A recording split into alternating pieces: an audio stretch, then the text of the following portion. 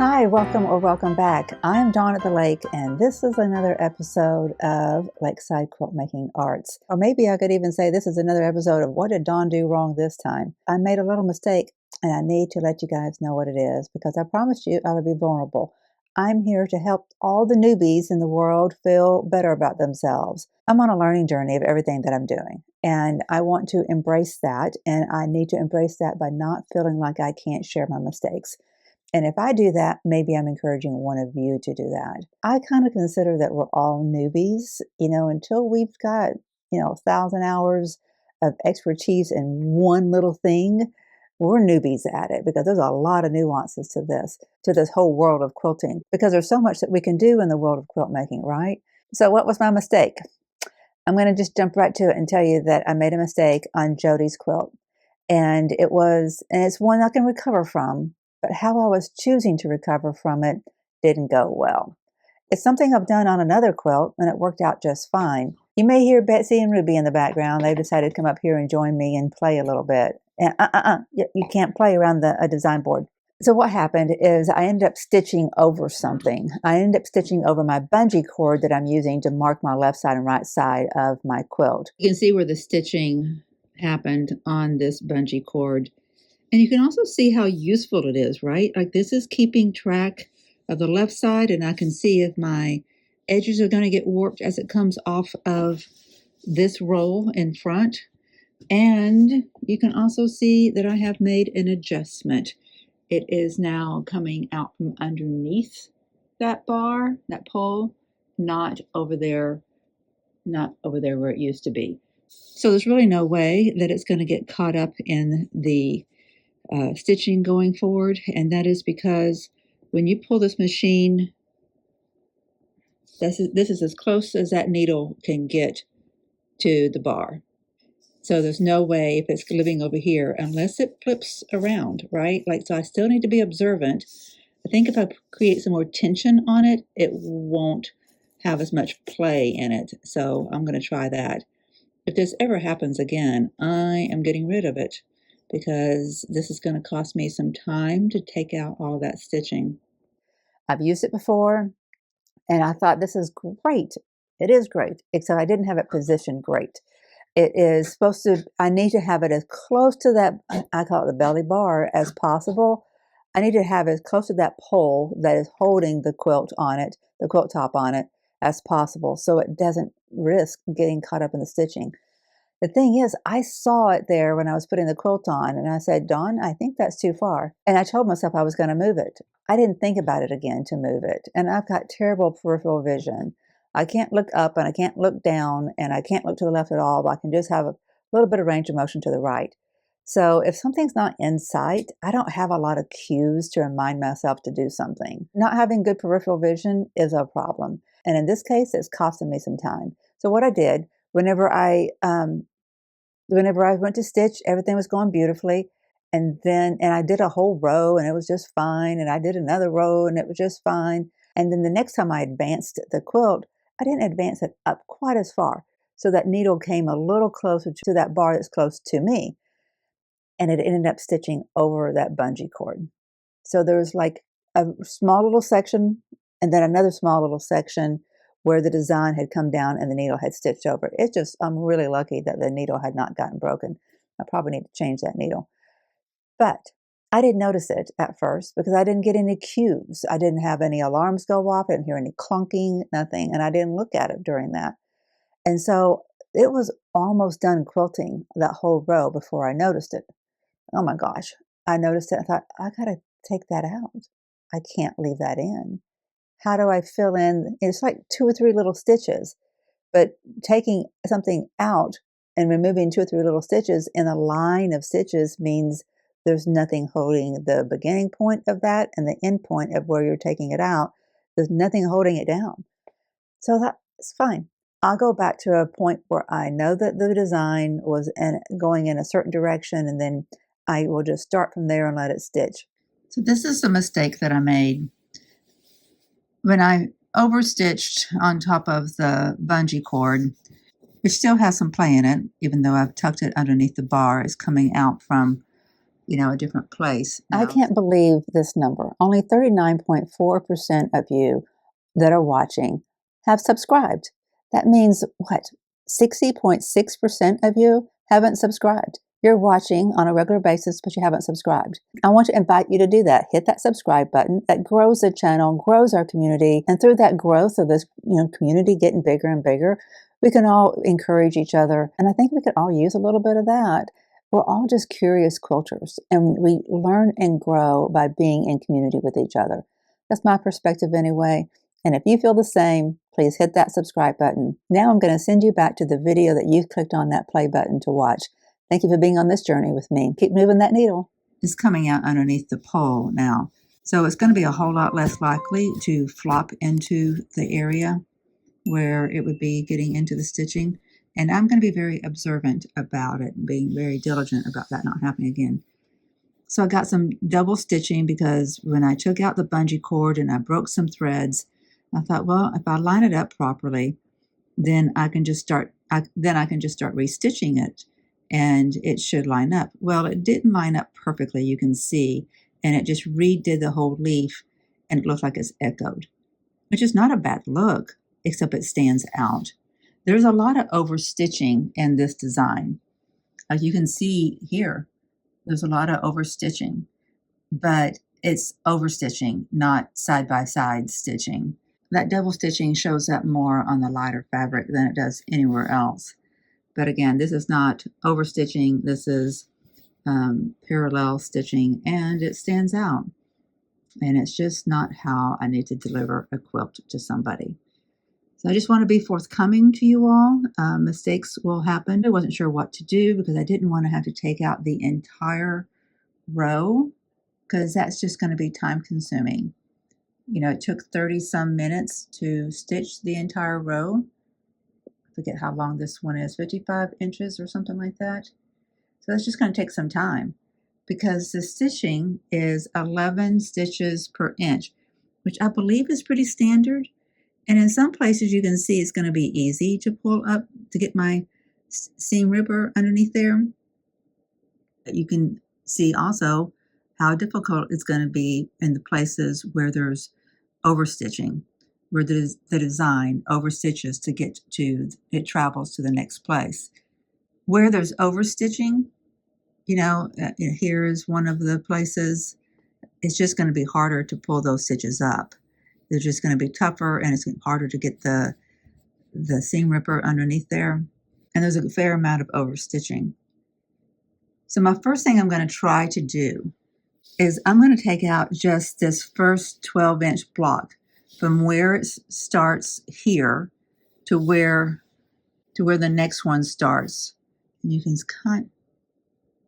see where it starts right there. That's where the next one will start.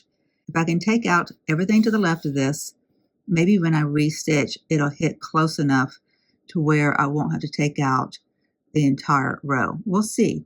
If at this point it looks like it's going to look bad, then I just stop it and then I take out the entire row and restitch the whole row. Well, I did that, and I've done it before. I did it on this one. I don't know if how well you can see this one. I did it on this one, and it worked out great. I just got lucky, I think, because on this one, Jody's quilt, it didn't work out well. It just created a set of double lines around the quilting, and that's not good. It just didn't look right. At first, I thought maybe it'll pass. Maybe it'll pass. I mean, it's not a show quilt, so, maybe she doesn't even care. And I hate even saying that out loud, but I did have that thought, was like, maybe she won't care. Like maybe this is a car quilt, it sits in your trunk in case you need to lay something on the ground, or if you get stopped somewhere and it's cold, you need to wrap up. And it's just, maybe this is not a high price quilt. That was stupid thinking. Of course it was stupid thinking. She's not going to send me something that she's going to stick in her car, right? She's going to send me something that she cares about a little bit. But the problem was, Cody's channel is called Quilt Squirrel. She does great work. So she did a gallery recently of all of her, she put on her design wall all of her quilts. And so I got to see all of her quilts. And I know this was not her most prized possession. I think that's what I was thinking in my head. It's like, well, I know this is not her best of her work because she's done some beautiful, beautiful things. When I asked Jody about it, I just did not feel good that I was even asking her about it, because in my mind I thought, what if this is just like a quilt she's going to stick in the trunk in case it gets cold? You know, you're stuck on the side of the road. But I did not feel good about that at all. Not at all. Just it kept me awake at night, and I woke up. I think maybe I even went to sleep with the thought, no, Dawn, you just need to take out the stitching. Just bite the bullet, take the time, and take out the stitching. It's the right thing to do. She would not have sent this one to me if it was a low value quilt, right? Doesn't that make sense? The quilting design comes in a block, and then you repeat it, and then the end point of this design, it ends up getting matched up with the beginning point of this next one, and so it's all done with a continuous thread, unless you break a thread, and then you can start and stop it. Well, I thought I would just take out the first block, and then I could probably get it to, if I start at the very beginning, at that very same point, I can get my needle in that very same point, then I should be able to match back up to where that second block starts. And I'm at the point now where I could probably make that decision if that's all I'm going to do. But there's a part of me that says, no, Dawn, just do the right thing. Take out that entire row. The problem is that on this particular quilt, on this particular quilting design, there's a lot of overstitching. So you're not just taking out one layer of stitching. You're taking out several of the lines have double stitching. So it's slower go. And of course, on that first block where I was taking out all the stitching, not only was it, quilted the way it was, and then it was and then that had overstitching, but then I quilted on top of that with another layer of overstitching that went right beside it. And I'll show you. I'll get up over to the whiteboard and I'll show you what the difference is, and I'll try to explain what happened. But I think what I'm going to have to do is just bite the bullet and take out that entire row. I'm not going to feel good about sending it back to her if I can't make it look right. And I won't know if I can just take out the one block and make it end where the second block begins unless I re-stitch it. And if I do that and it doesn't work again and I have to unstitch it, then I've cost myself more time. So the right solution might just be to bite the bullet and do it right the first time. I just wanted to be forthcoming with you guys and let you know what I'd done. I've been promising transparency, and that means transparency when I goof up too. The thing is, I want you guys to feel confident in me. I want you to feel comfortable sending me your quilts. So I hate to say, hey, I made a mistake. And I really hate saying I even asked her if it would matter. Oh my gosh, that's not like me. I think I was just tired. I think I was just rattled and tired because I couldn't sleep that whole night. When I asked her that, I thought, Dawn, that's not right. That's not right. You don't do that. That next morning when I first opened my eyes, I sent her a message that says, don't worry about it. I'm going to take the stitching out. And that's what I should have done in the first place. She should never have known I had a problem. That's the way you handle business, right? But I made a mistake and got rattled. And I was just trying to fix it without it costing a lot of time. But sometimes mistakes cost time. I can't wait to show you this quilt. I'm going to stop talking so I can finish doing the unstitching, and then we'll look at the quilt together. Well, thanks to Joann's, I have figured out a way to make my little dilemma here a lot more palatable.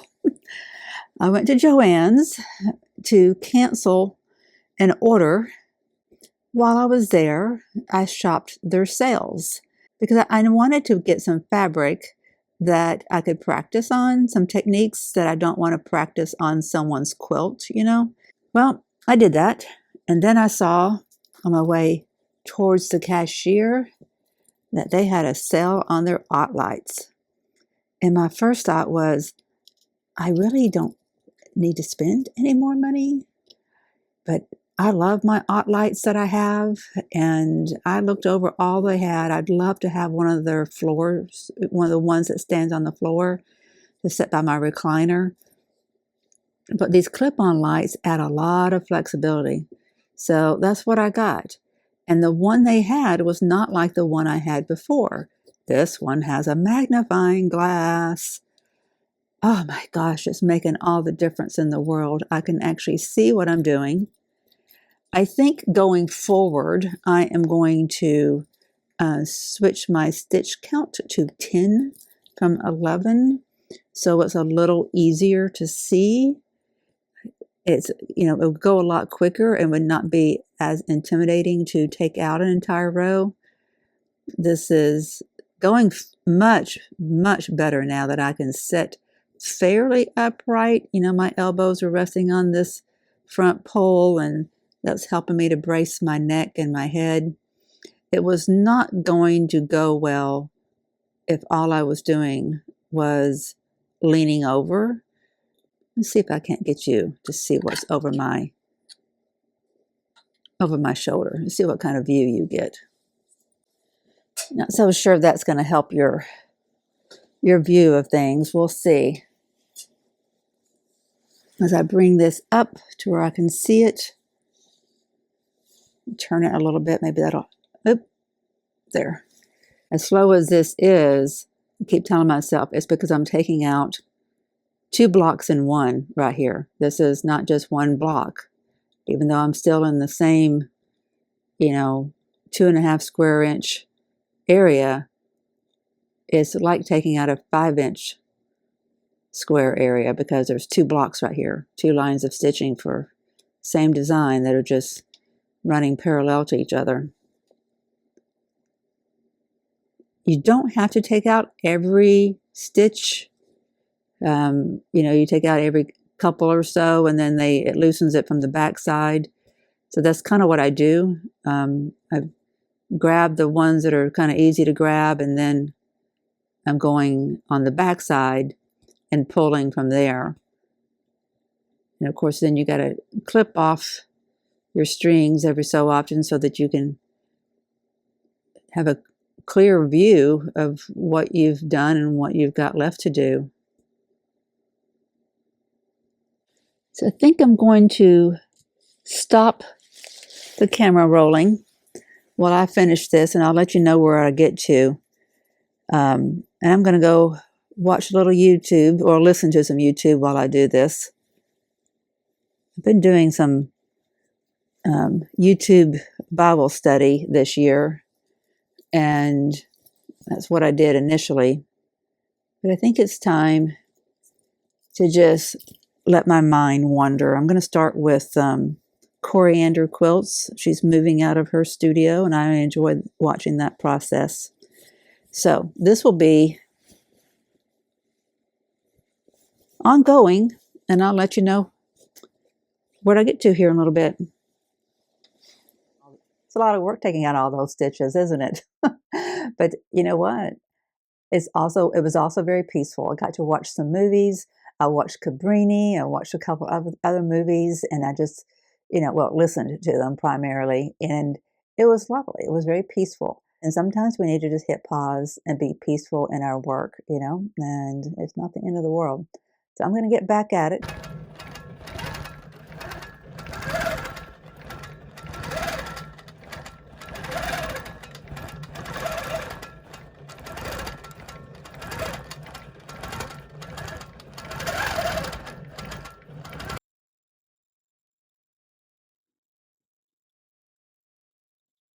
That's our culprit area. It looks beautiful, beautiful, beautiful, beautiful. Let's see if I can find where I started and ended.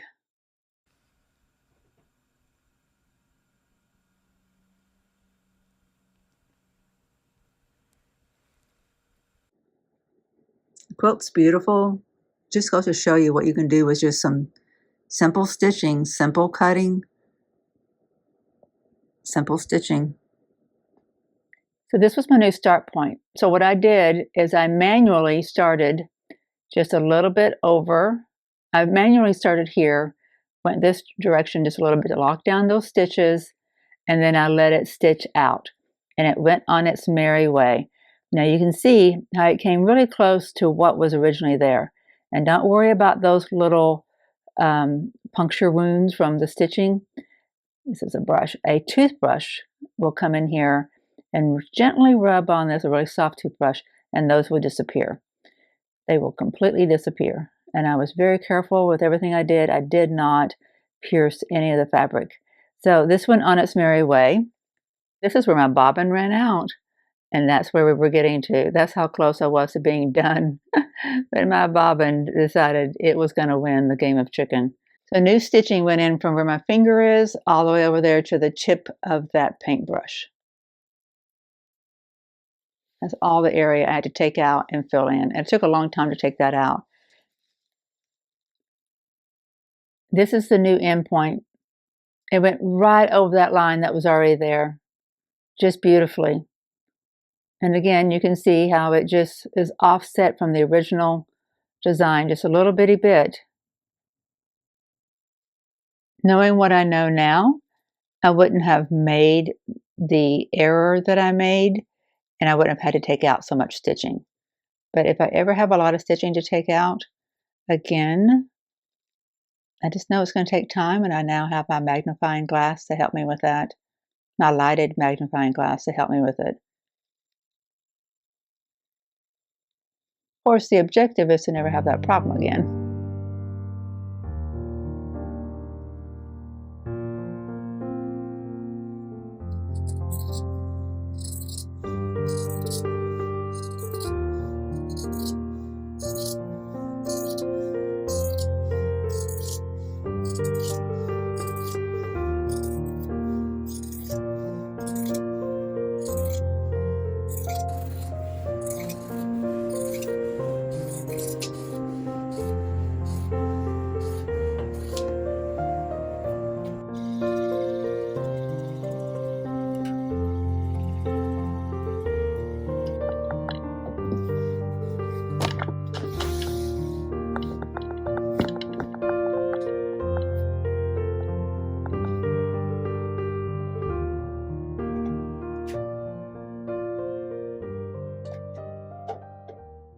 This really is a lovely quilt. And what I really like about it is that for new quilters, new piecers, it shows you, especially once we get it quilted, and I wish I was doing the binding on it so I could show you it completely finished.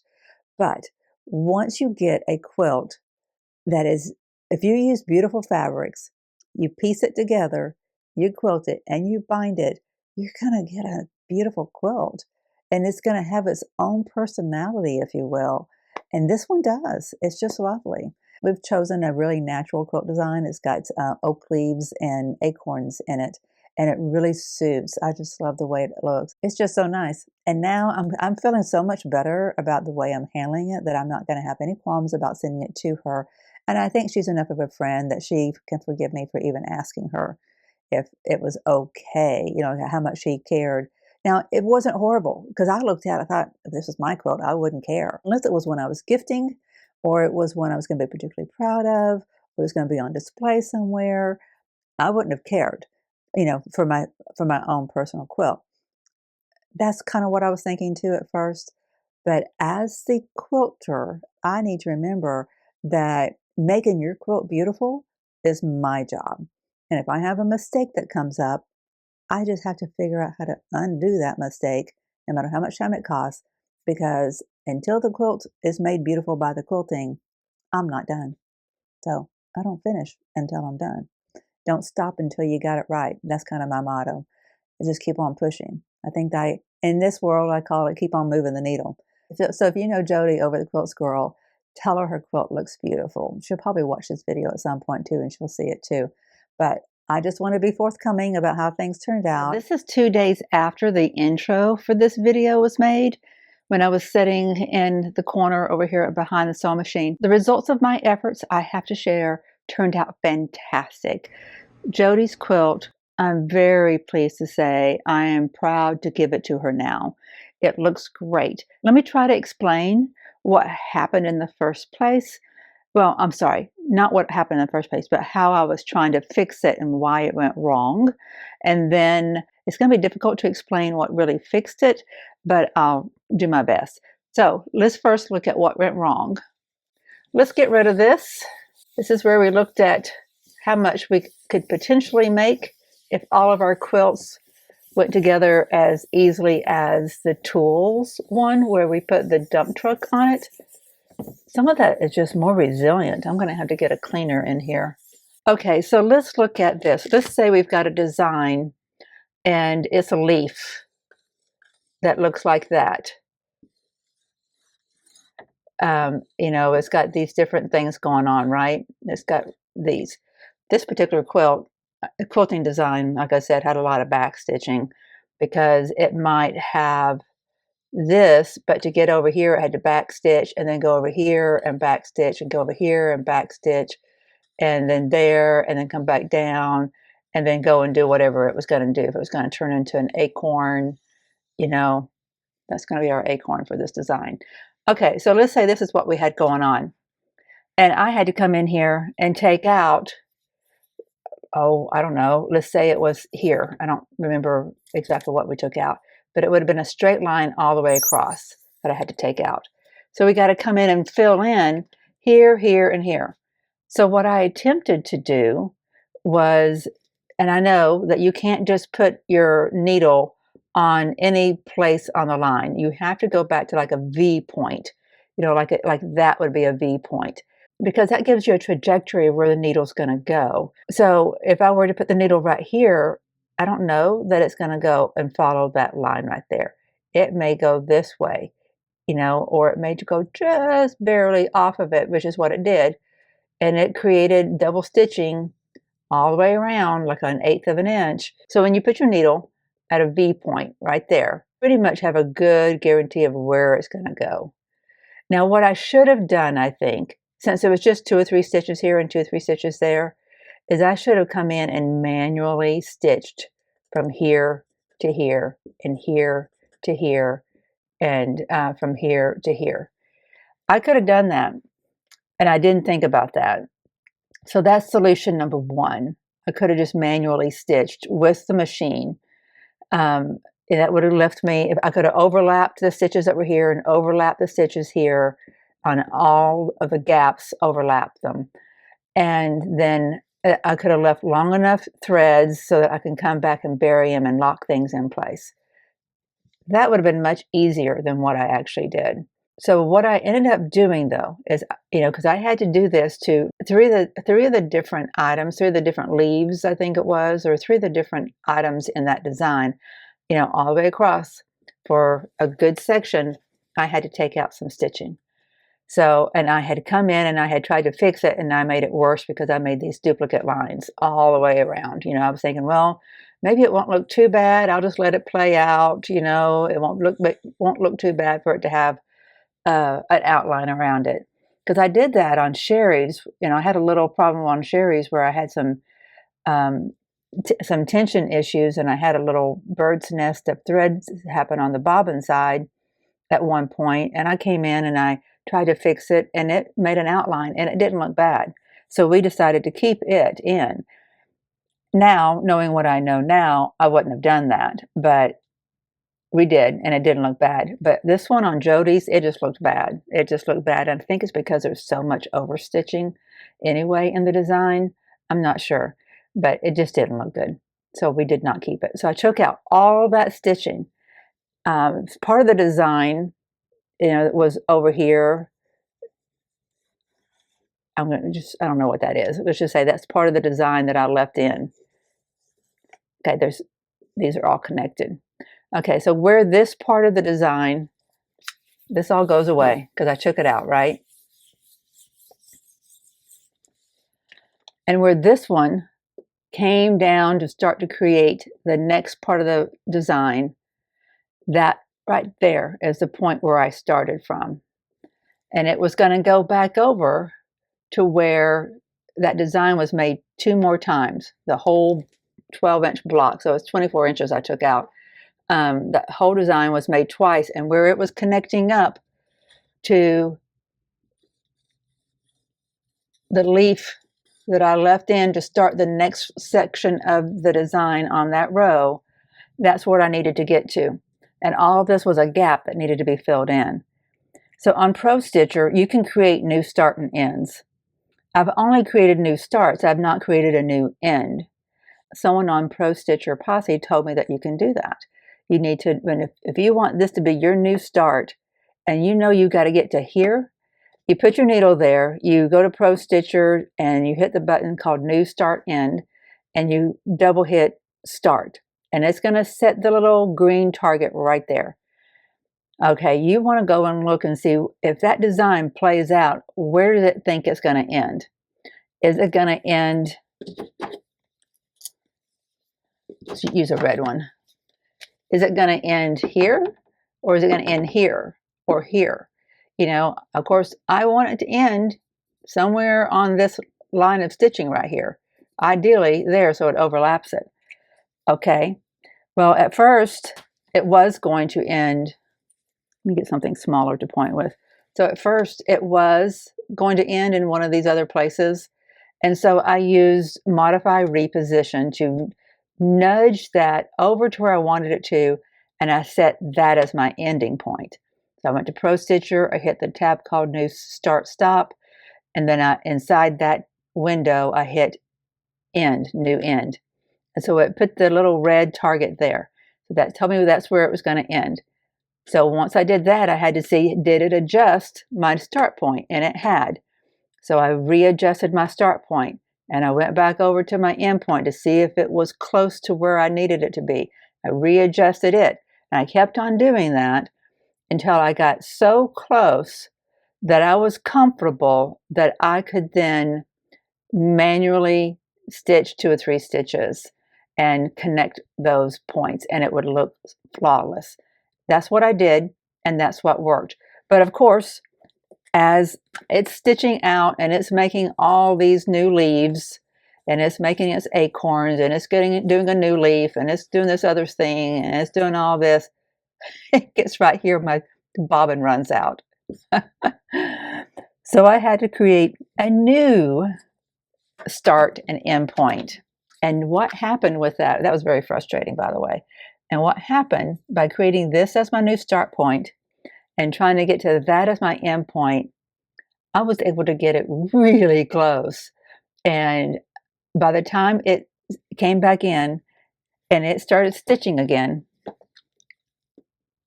you know, I had to, you know, get my bobbin all set up and all that. And it was stitching, and it was doing another leaf, and it was doing this, and then it came back up here, and it was trying to get to there. It went right over that line, and it went right exactly where I wanted it to go to. I couldn't have been more happy. That was really a delight. It took a lot to get there. I hope this makes some sense. I intentionally did not try to slow down my drawing of my elements here so that we could be amazed at how well I can draw, right? But I hope you get the concept. We have leaves and acorns over here. We have leaves and acorns over here, and we were trying to create leaves and acorns in the middle. And the stitching meanders up and down and all over the place. And there's 2 of these blocks in this space. But the big thing that we want to note is that it worked. And so I have another tool in the tool belt. There are so many buttons on ProStitcher that I've yet to dive into. And for most of the edge to edge that I'll be doing, I won't need to know all of them. I just need to know in the early days to be able to do your quilt, for you to send your quilt into me and trust that it's going to be done well. I pretty much have those under my belt. I know the basic things I need to know to be able to do edge to edge. When a thread breaks, a bobbin runs out, you know, I stitch over something like I did on Jody's quilt. But knowing how to manage ProStitcher and my Amara 20 just enough so that I can do an edge to edge, that's not going to make me happy. I want to learn more. I want to do custom quilting. I want to be able to do ruler work and all kinds of things. I listen to the people on ProStitcher Posse, the Facebook group, but the intelligent questions that are being brought to that Facebook page, my goodness, it tells me there are people out there doing some really cool things with their machine. And I kind of want to tap into that. So my next quilt is going to be a practice quilt. I can't wait to show you. I'm going to be doing some custom quilting. I'll start with a practice piece, just some yardage that I will turn into a dog bed, you know, something to cover up my chair or the couch or something when the dogs are on it. So I don't have any anxiety about practicing. And the quilt after that is Vicky's. So stay tuned for that. We've got a journey in front of us, and I am glad that you're on it with me. So keep moving that needle. We'll see you soon in the next video. Bye-bye.